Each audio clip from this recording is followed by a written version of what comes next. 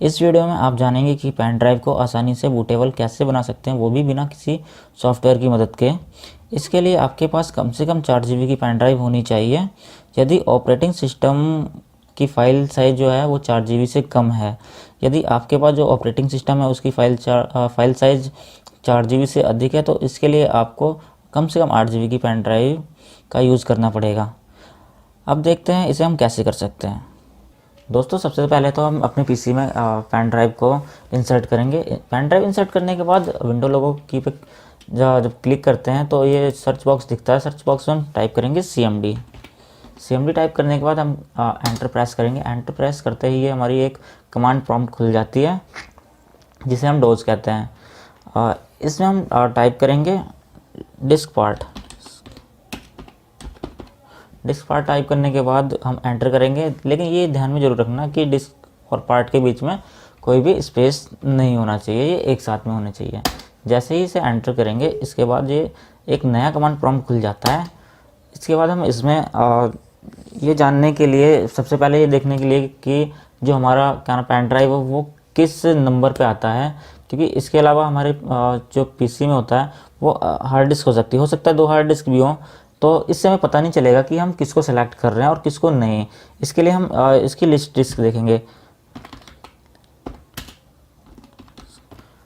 जैसे ही हम इसे टाइप करके एंटर करेंगे तो हमारे पीसी में जितनी भी ड्राइव्स इंसर्ट होंगी, जो भी कनेक्ट होंगी, वो सारी इस पर डिस्प्ले करने लग जाएंगी।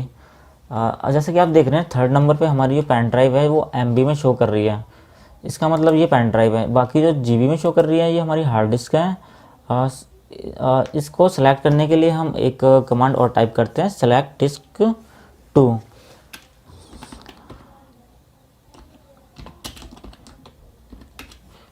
सेलेक्ट डिस्क टू हमने इसलिए टाइप किया हुआ है क्योंकि जो हमारी जो कंप्यूटर के अकॉर्डिंग जो पेन ड्राइव है वो हमारी 2 नंबर पे आती है, इसलिए हमने इसको 2 नंबर दिया हुआ है।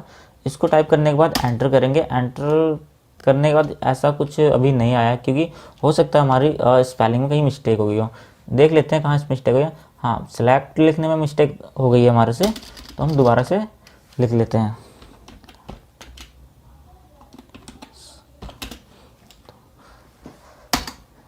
देखिए, अब ये कंप्यूटर बता रहा है कि disk two is now the selected disk, मतलब इसको सेलेक्ट कर लिया गया है। अब जो भी हम काम करेंगे वो इसको ध्यान में रखते हुए कंप्यूटर काम करेगा। इसके बाद हम अगली कमांड देते हैं क्लीन की, CLEAN। क्लीन लिखने के बाद एंटर जैसे ही करेंगे, जो भी हमारी जिस पेन ड्राइव को हमने सेलेक्ट किया है, इस पेन ड्राइव को ये पूरी तरह से क्लीन कर देगा। इसमें जो भी डाटा है, ध्यान रखना, अगर आपकी पेन ड्राइव में आपका कोई ज़रूरी डाटा है उसको पहले से ही कॉपी कर लें, क्योंकि ये उसके बाद फॉर्मेट होती है पेन ड्राइव। इसके बाद हम इसको जैसे ही क्लीन कर लिया, इसके बाद हम अगली से कमांड देते हैं क्रिएट पार्टीशन प्राइमरी, क्योंकि जो भी हम बूटेबल पेन ड्राइव बनाएंगे उसको एक पार्टीशन देना पड़ेगा, पार्टीशन स्टाइल, जिसे हम क्रिएट पार्टीशन प्राइमरी द्वारा ही दे सकते हैं। तो हम इसके लिए लिखेंगे क्रिएट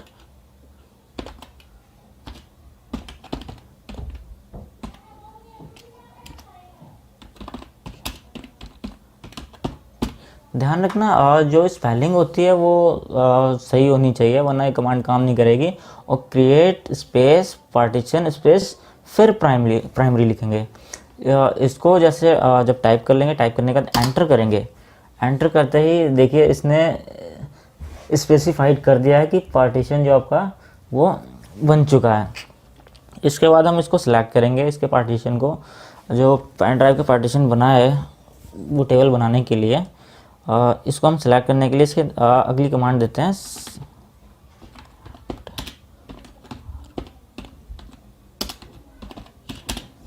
सेलेक्ट पार्टीशन 1।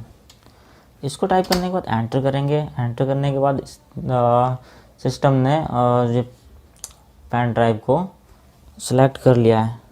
इसके बाद इसको हम एक्टिव कर देंगे।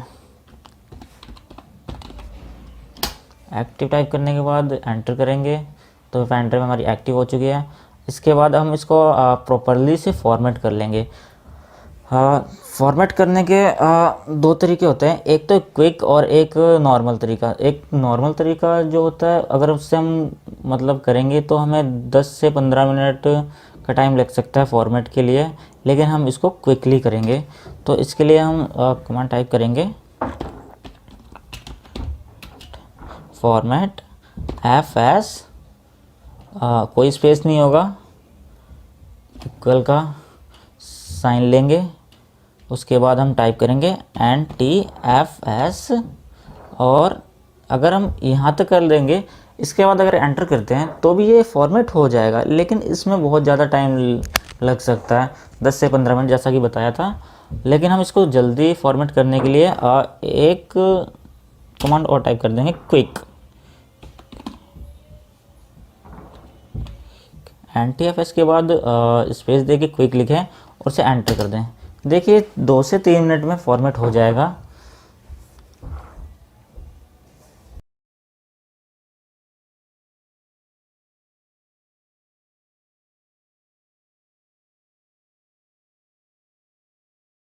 देखिए पेन ड्राइव हमारी पूरी तरह से फॉर्मेट हो चुकी है। अब इसके बाद हम एक कमांड और लिखेंगे, असाइन, ASSIGN।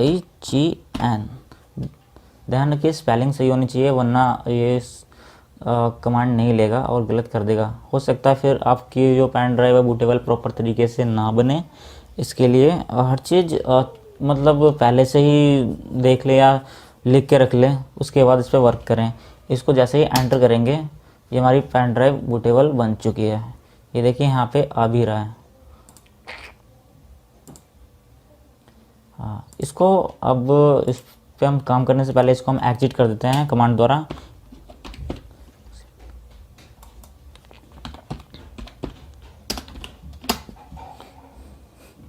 अब इसको क्लोज कर देते हैं।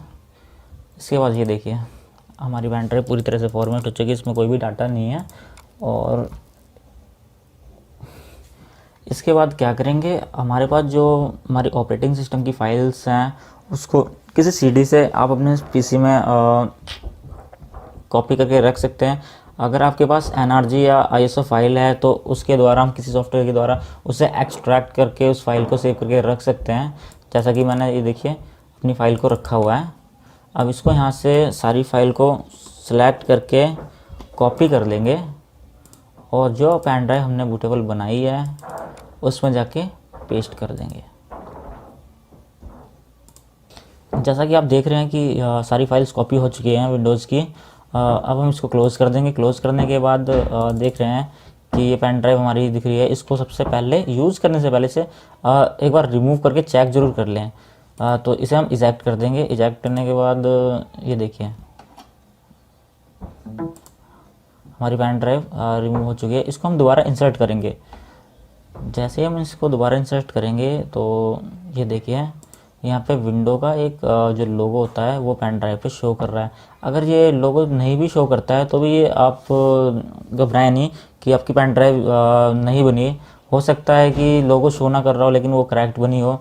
तो अब इसको हम फाइनली मतलब बूट करा के चेक कर लेंगे।